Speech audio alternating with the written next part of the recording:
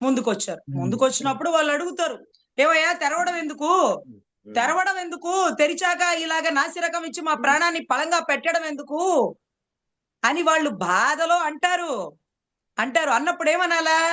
అయ్యా తెరవమని మీరే కదా అప్పుడు ప్రైవేటీకరణ కాకుండా ఆపమనింది. అందుకని మేము కష్టపడి తెరిచినామయ్యా.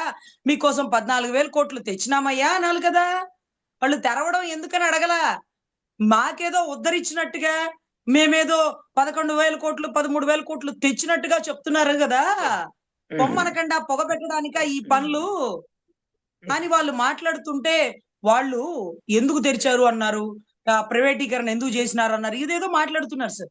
కానీ ఇక్కడ మనం గుర్తుపెట్టుకోవాల్సిందేంటంటే, బాధలో ఉన్న వాళ్ళు 4 మాటలంటారు. అవును. తల్లి సమానం. ప్రభుత్వం అంటే తల్లి సమానం. పొరుపుగా పడాలి సార్.